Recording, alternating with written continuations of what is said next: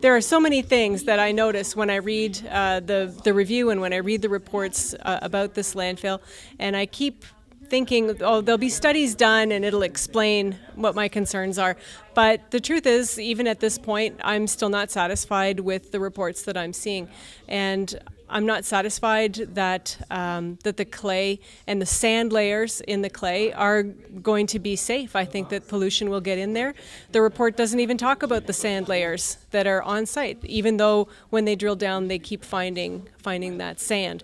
I'm concerned about the air contamination. I don't accept that grinding wood is not that dusty, which is a statement in the report. I don't accept that. I don't think that it's true, and I think they should have done a lot more modeling around the processes they intend to do to show what the impact really will be. I don't accept that there simply will be no impact, which is sort of the sum up statement from all of the studies that the company did for their project. The sum up statement is, well, there won't be any impacts, and I live too close to take that chance. I don't think that that's accurate, and I don't think that the studies are detailed enough to show me what I need to know.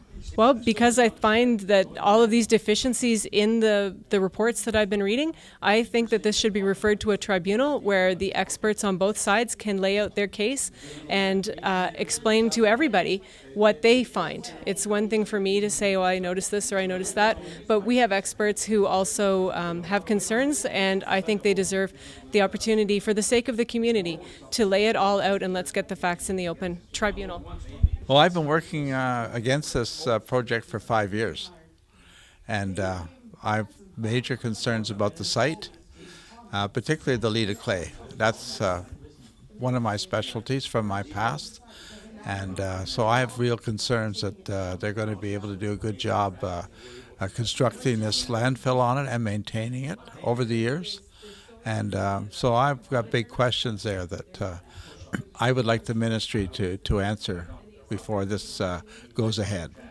I would like him to review again all the data on this Leda clay and ask to have a third party evaluate it, whether it be an environmental review tribunal or some other way. I don't know if there's other possibilities, but somebody who's impartial, because I think the proponent is obviously wants to have the project and is playing down this issue as much as they can. I think they know that it's an Achilles heel at this project, but I think they're playing it down as much as they can. The ministry is not, dictating the rules correctly. At this point, I think they should be reviewed. I understand the ministry have rules and regulations that they have to abide by, but I think they're very vague. There's not a distinct information, and it never goes towards the public. The public is never looked upon as, I don't know, how would I say, a good example of how things should go. The public is not listened to. We're bypassed all the time.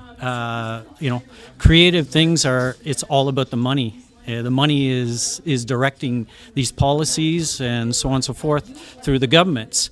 And, at this point, as a sole owner, as a small guy, my only choice right now is to head towards a tribunal. My main concern that I've been involved with is the question of how they did the environmental assessment for the biology, and the total disregard of the standards that are used in field work and in literature work, and they didn't ask any of the local naturalists what they thought. They didn't search the literature.